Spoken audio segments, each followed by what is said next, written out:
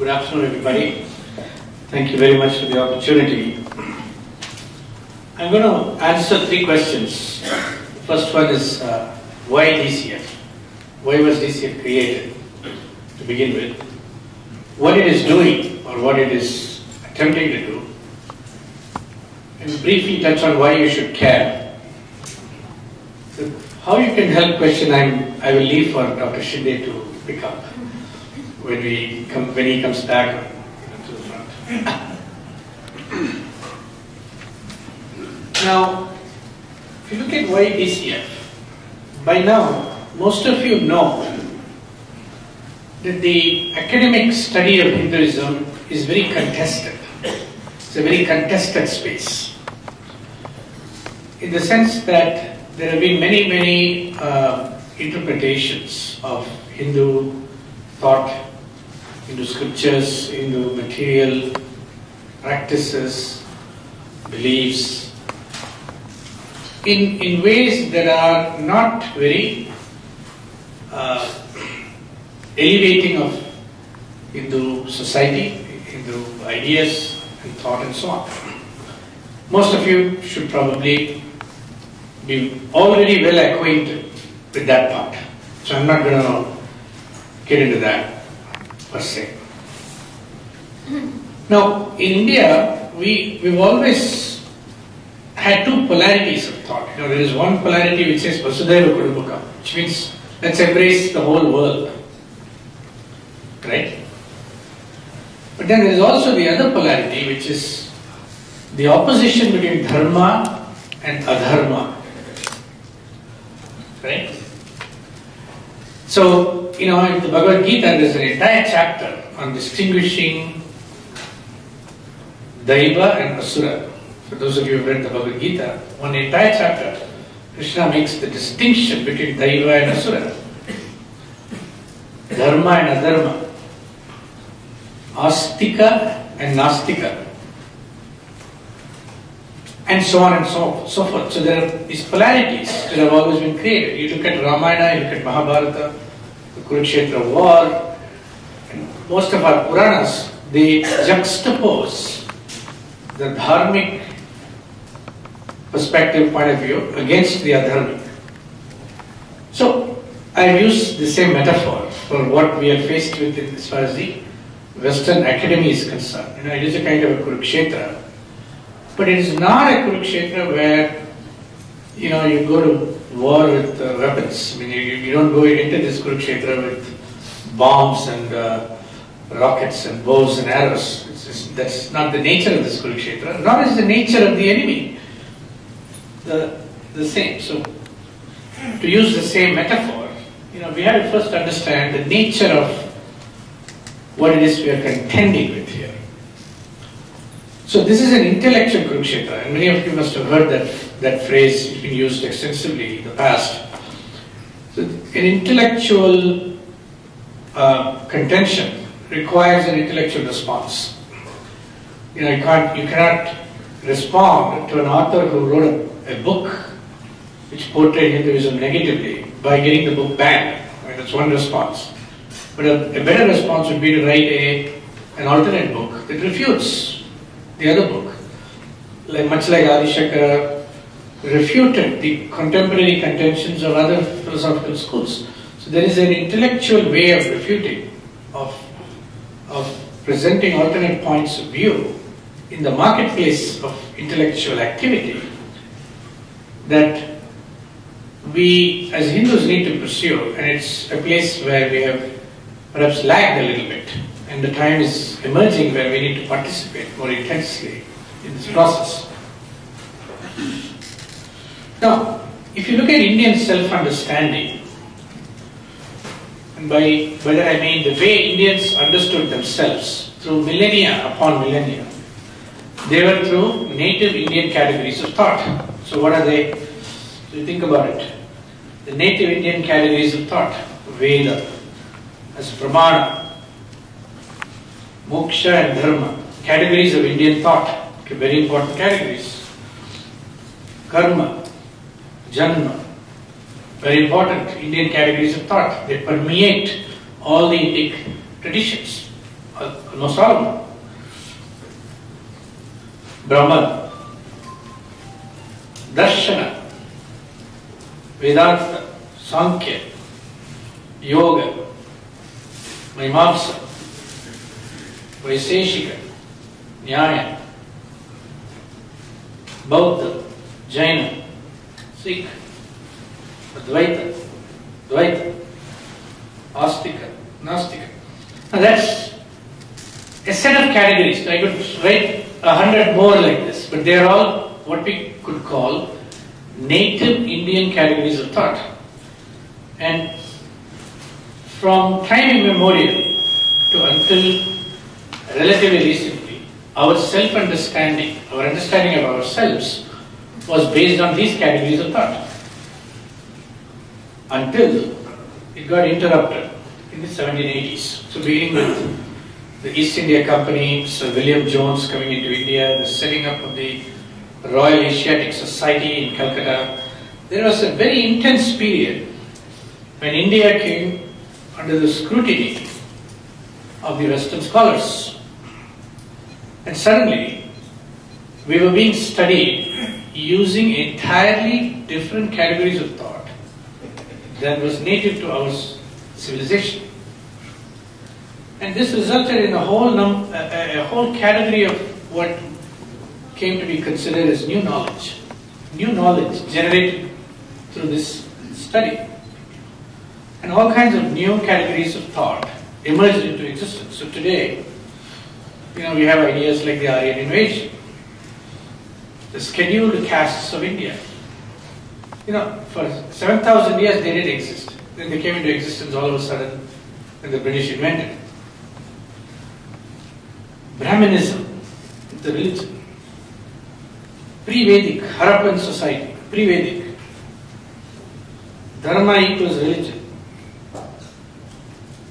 Secularism. So all of these were categories of thought that got introduced into India, superimposed upon Indian reality. And our self-understanding, our understanding of ourselves in terms of Indian society, got mediated by a set of Western categories that got introduced over 100, 150, 200 year period of intense study by the Europeans of India. The consequence is our own self-understanding has been, impacted, influenced by these categories of thought. Now this is how we understand ourselves. And in large measure, very few of us can amount a critical distinction between Sankhya and Yoga and Vedanta, for example. Whereas, if you go back 200 years, if you were born 200 years ago, you would have been very well versed in that. Okay. So, the European study of India, European analysis of India, brought to bear a new hermeneutics, resulting in a new epistemology. Now most of us may not know the meaning of these words. What is hermeneutics? What is epistemology? These are Western words which they use very frequently within the academic domain. And it's very important, a very important category of thought created by the Westerners, by the Western academic intellectual activity. But until we engage with hermeneutics and epistemology, we will not be able to speak in their terms, in these terms. So what is hermeneutics? So there was a Greek god called Hermes. Okay? In ancient Greece, there was a god called Hermes. His job, he was a son of Zeus, and his job was, he moved freely between the world of mortals and the world of gods. So he had the special ability to translate gods for men and women, and men and women for gods. So he was like an intercessor, an intermediary, a translator, if you will. So from this word called Hermes, the Greek god Hermes, the word hermeneutics got created by the Western scholarship. So hermeneutics, when it first emerged into existence, was the theory, it was basically the theory of how to interpret texts. In particular, biblical texts. The hermeneutics as a word got generated in the context of interpretation of biblical texts primarily, and it got expanded to interpretation of Abrahamic texts in more general. Today, hermeneutics has become a general theory of interpretation of not only texts, but cultures, people, phenomena. So you can apply a hermeneutic to study poverty in India, for example. The Kumbh Mela. When Harvard is going to study the Kumbh Mela, you can apply a particular hermeneutic, a lens through which to study that phenomenon. Now, while hermeneutics is a fairly wide domain, there are a lot of different ways of interpreting phenomena. There are two fundamental distinctions which I want to draw for you today. Okay? But to make that distinction, I want to take you briefly through European history. It's very important to understand their history. Many of you may already know it, but I'll just recap. So European history can be broadly classified into three phases. The period of ancient Greece and Rome, which is a tremendous flowering of thought, of creative works, which produced a lot of great stalwarts in Greece that we all know about. Socrates, Aristotle, Plato, Archimedes, Hippocrates, Pythagoras, and in Rome, Lucretius, Cicero, Seneca, Pliny, the Iliad and Odyssey, and so on and so forth. This is a great period of European flowering of thought, of knowledge, of wisdom, of art, of architecture, and so on. And then, somewhere around 300 to 400 CE, Common Era, Europe went into what was called the Dark Ages. For nearly 1,000 years, you can't think of a major European figure of significance, a European thought leader, a European contributor, a person of eminence in philosophy, in art, literature, etc., etc. It kind of went dark.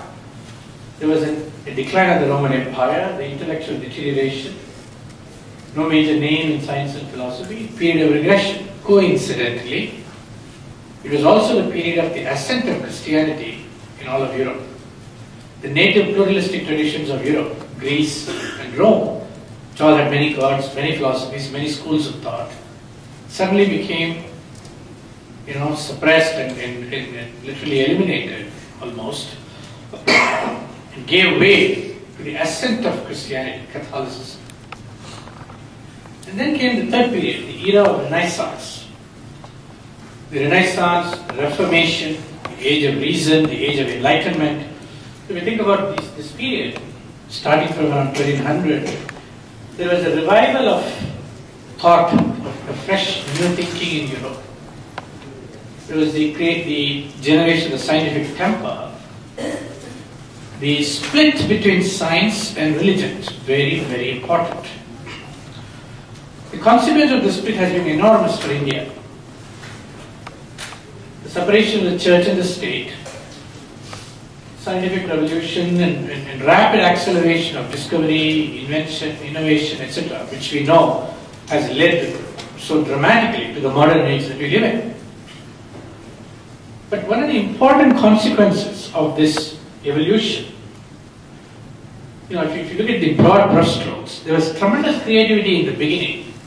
Loss of that creativity, the ascent of Christianity, and the dominance of Christian theological thought on society, and a tremendous effort on the part of Europe to extricate itself from the power of the church.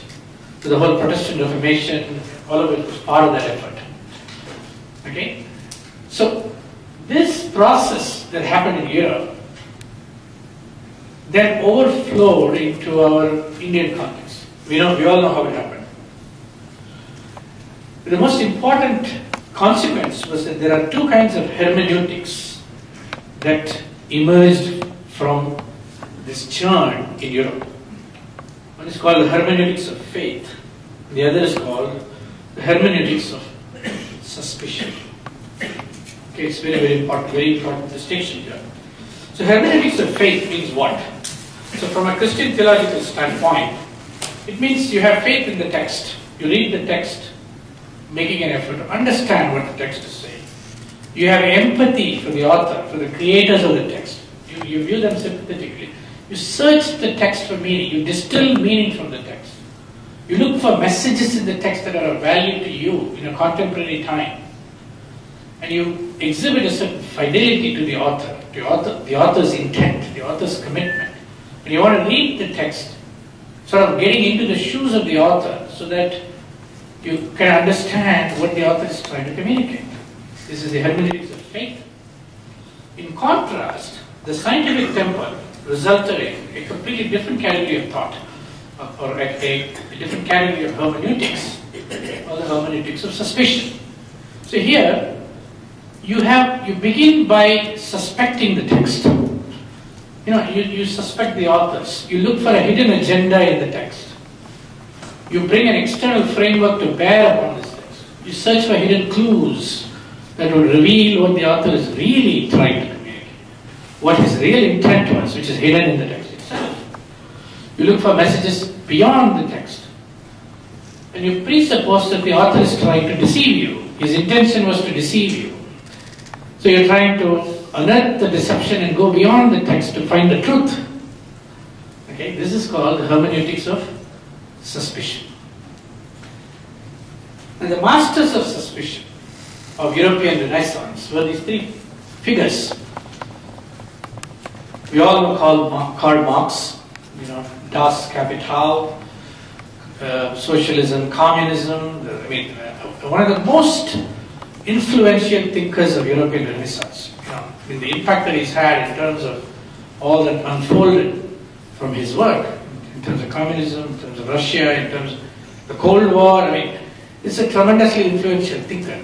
We have to, intellectually, we have to approach Karl Marx with a degree of empathy and try to understand his position and his perspective about life. Before we dismiss it, we have to do a proper Purva Paksha on Karl Marx. Friedrich Nietzsche, another very, very important European thinker. And of course, Sigmund Freud. Many of us have been introduced to Sigmund Freud more powerfully through the works of Wendy Doniger and Paul Courtwright and Jeffrey Kripal and so on. We'll touch on that. So what is the basic Marxist hermeneutic? So, the history of all hitherto existing society is a history of class struggles. Central idea of Marx. Okay, he wrote this in the Communist Manifesto, 1848. So Marx was a purveyor of a society in which there were two distinct emerging classes of people: the bourgeois, who were the rich, successful, wealthy, and the proletariat, who were the poor, the workers, the laborers, and so on.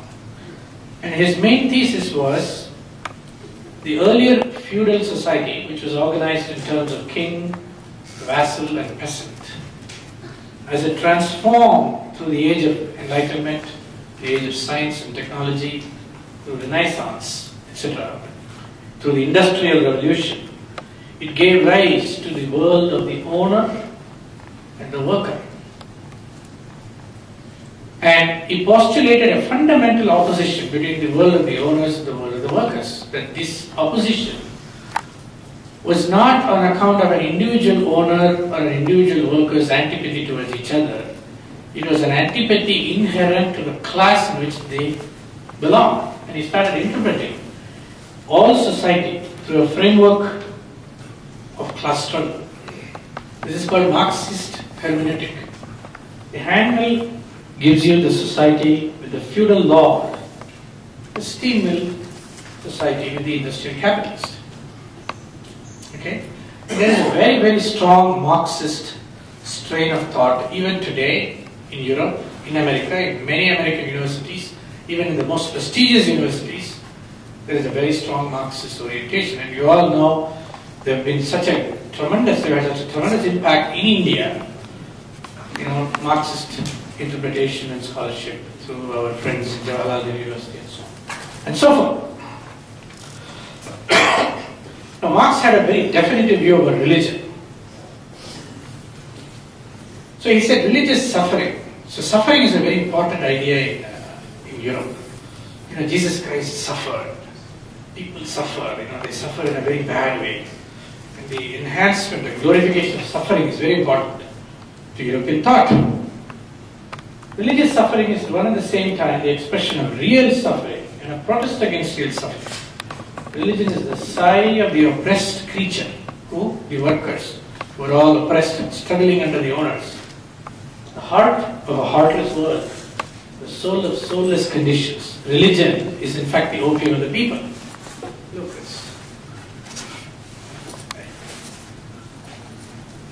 so, according to Karl Marx, the religion numbs the pain of the exploited man, and he forgets his pain for the moment. And in fact, all of religion has merely served no higher purpose other than as a bit of an anesthetic to ease the pain. It's like a painkiller. So what is religion? It's a painkiller. It numbs your pain momentarily. Okay? And it's important to know, his criticism was against Christianity, not against Hinduism. He was one of the most trenchant critics of Christianity. Right? So, here's a very interesting graphic coming from communist Russia. It's not very clear, but I'll tell you, at the very top is a pot of gold, pot of money, which is the most important thing. Then there are the people who rule, we rule them. And then there are the priests. It says we fool them. Who? We fool the people. And then, who's the next group? The next group says, we shoot at you. It says we shoot at you.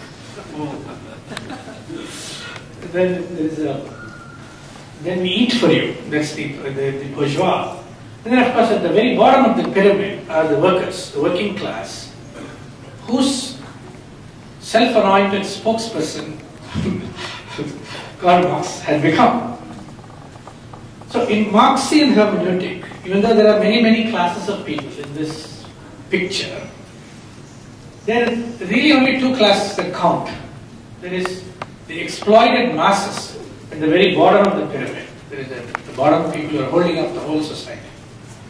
And the rulers, priests, military and owner classes who are all happily organized in a nexus of collaboration to sustain the basic exploitatory opposition between the exploited and the exploiters.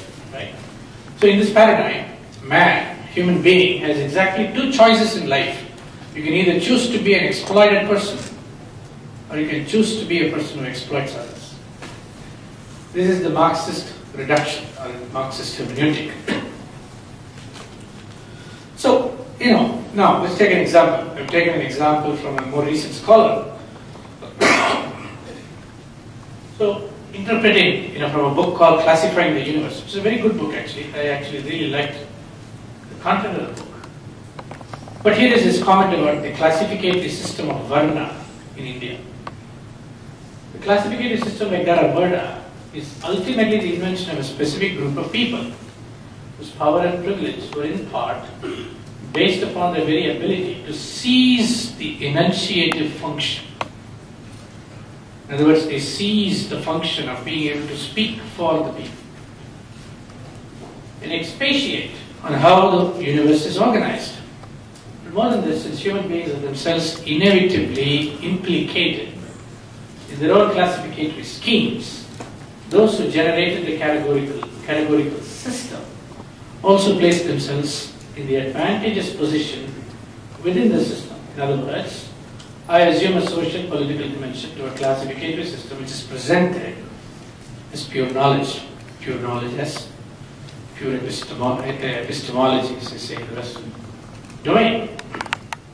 And what are the implications of this reading? The implication is, well, the people who did this classification, they were just deceiving the other people. Therefore, nothing further needs to be read into the text.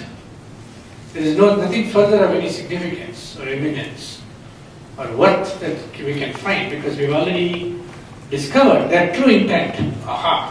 See, we have uncovered the true intent that the Brahmins were trying to disguise for 7,000 years until Mr. Marx and his disciples discovered it.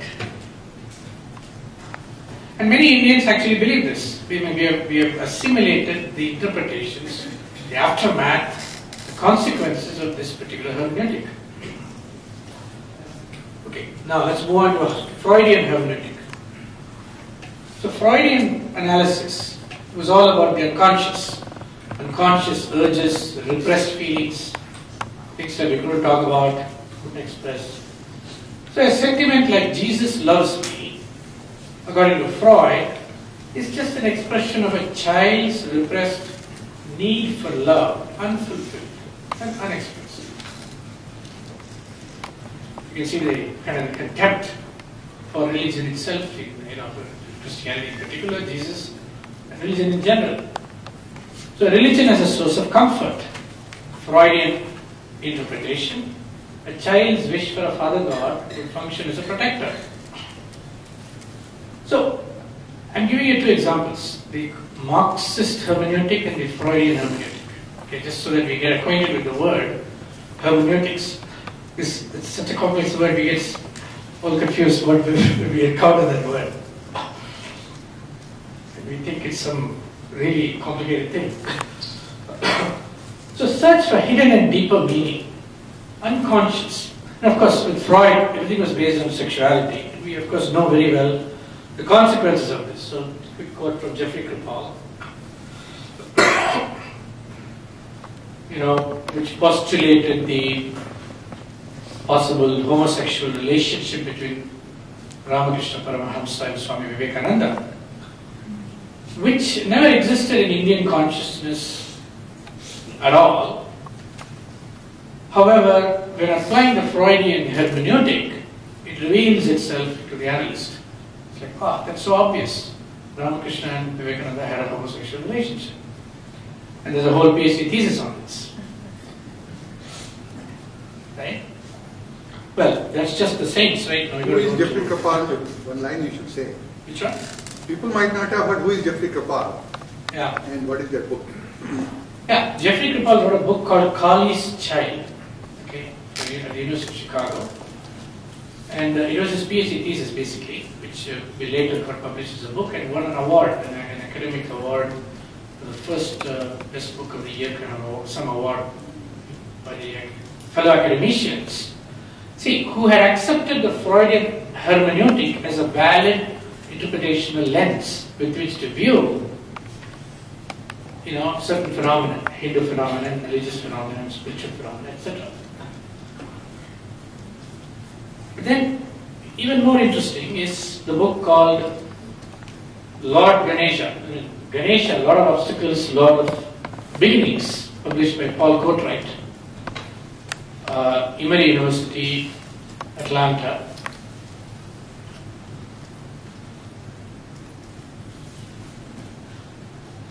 Interpretations of Ganesha that we would never imagine. So the Hindu practitioners, we would never have dreamt that such interpretation would be possible, isn't it? Yet, such interpretations are readily available if one applies a Freudian hermeneutic.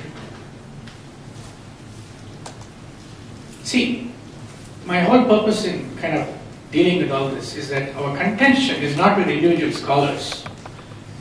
Our contention is with the hermeneutic, the lens through which certain subjects are being studied. Is it a valid lens? Does it really produce valid knowledge?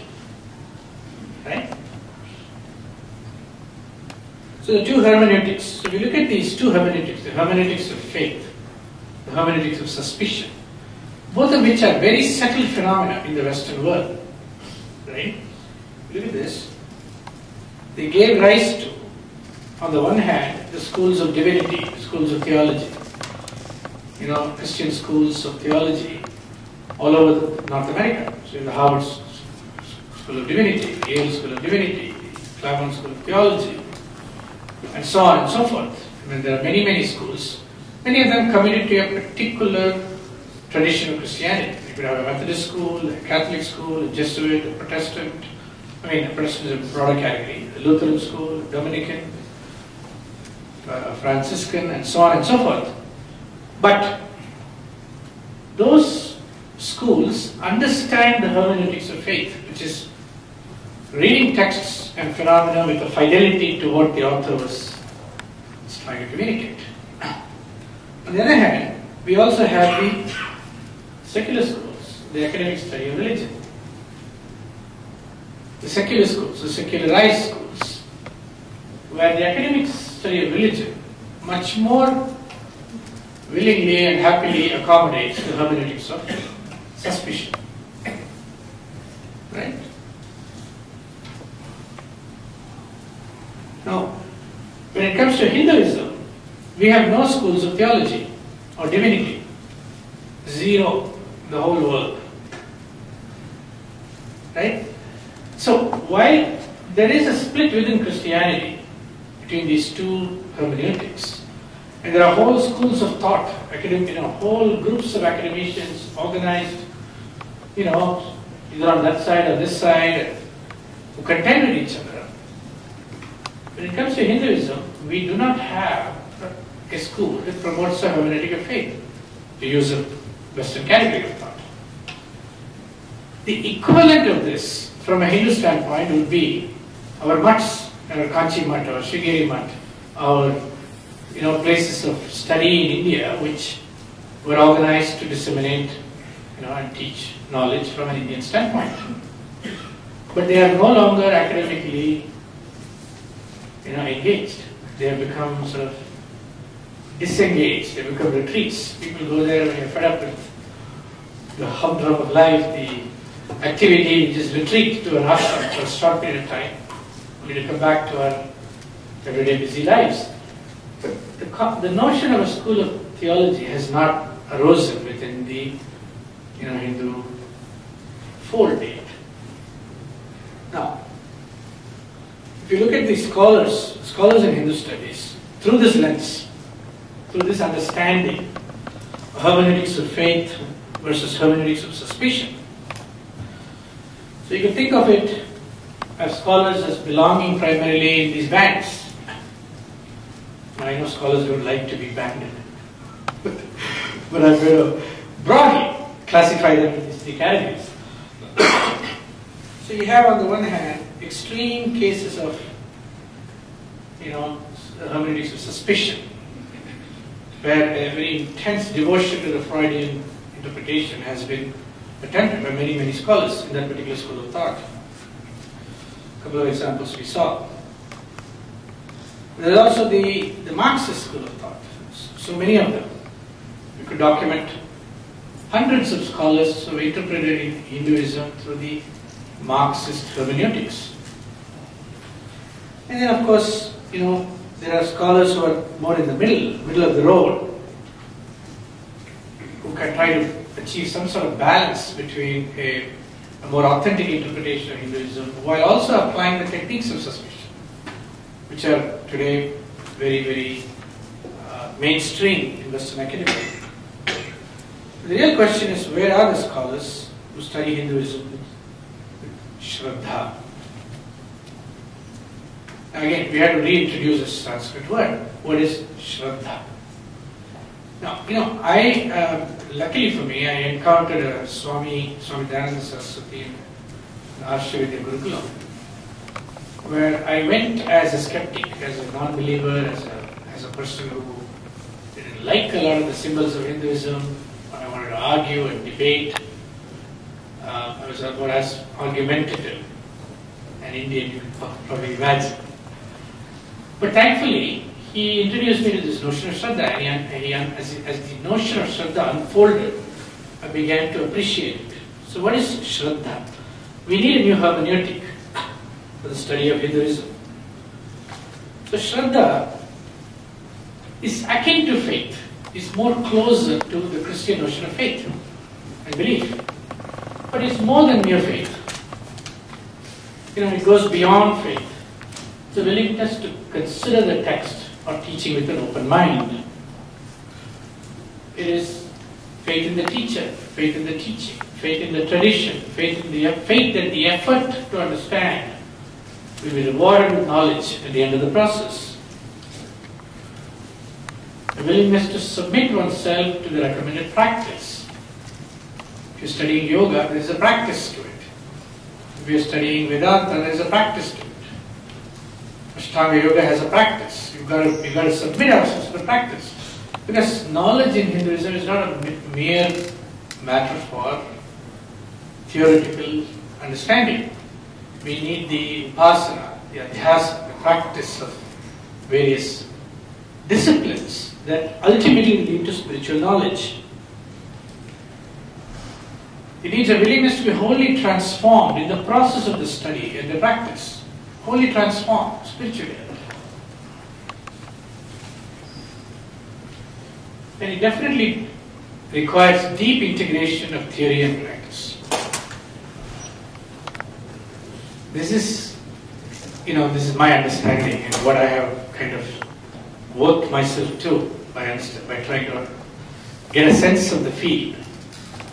And unless we stand for and introduce, create a new hermeneutic of Shraddha, it will be very difficult to try to fit into either part of the current available hermeneutic space, the hermeneutics of faith, which accepts documents as they are, or the hermeneutics of suspicion, which reads documents, phenomena, cultures, practices, by bringing into play an explanatory schema outside the text itself. You take a Freudian lens and analyze the Veda, take a Marxist lens and analyze the Upanishad. The meaning that those analyses render, oftentimes have no correspondence with the intended meaning of the original authors. That's one of the problems that we face as a community. Now, briefly about DCF. DCF, Dharma Civilization Foundation, is an organization that's committed to intervening in this space, promoting the understanding of India's civilization, religion, culture through education. We want to establish a systematic study of Dharma, the creation of academic and intellectual infrastructure and institutions. And intellectual infrastructure is a broad word covering a number of things. We want to create accredited courses, programs, curriculums, master's degrees, PhD degrees, adjunct professorships, visiting professorships, chairs, fellowships, scholarships, centers, departments, conferences, seminars, journals, book series, tax and so on. So it's a major, DCF is committed to a significant, major intervention in the academic intellectual space of the world over the next 25 years or so. And of course, DCF is in its very beginning stages of its journey, which is why it's important to begin to understand.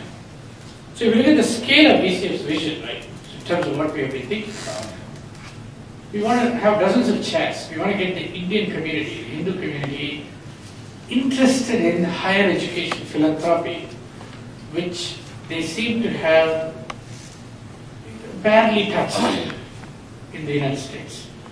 See, we have built hundreds of temples, almost 1,000 temples in North America at the cost of many billions of dollars. Higher education also deserves an equivalent level of attention from Indian philanthropists, businessmen, people of means who can make a difference. We want to create 4 to 8 centers, various universities studying Dharma, Hindu, India under various categories. We want to have our own little college somewhere. There were 10 faculty members and 100 students who can develop ideas, new hermeneutics, new ideas, new papers, new kinds of research material. We want to sponsor and promote 108 new scholars, new PhDs in the field, new books, new publications, journals, libraries, and bring together very Indic and Dharma community sponsors of similar initiatives under a common program across the country. It's a very ambitious vision.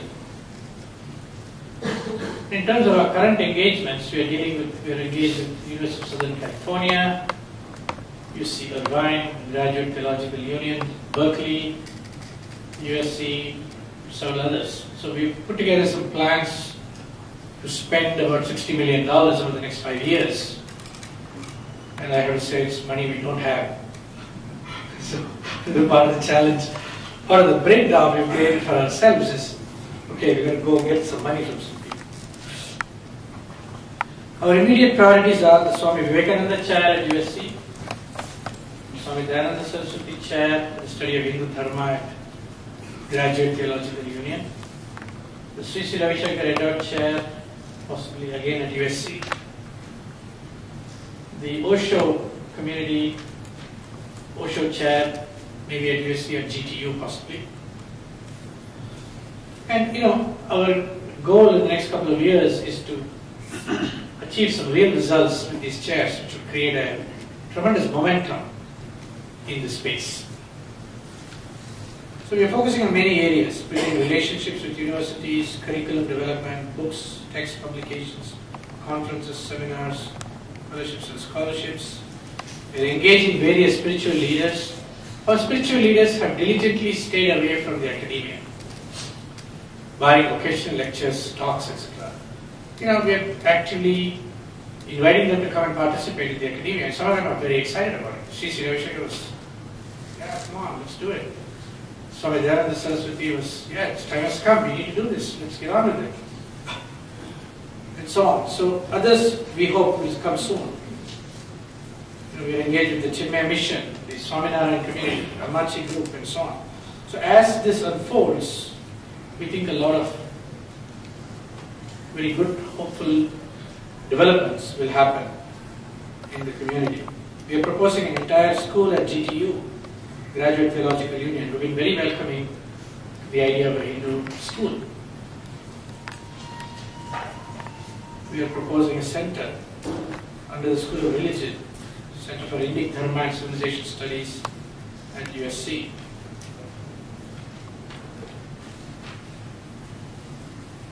And of course, what we need from you, I won't say much about it. Manoj is going to talk about it.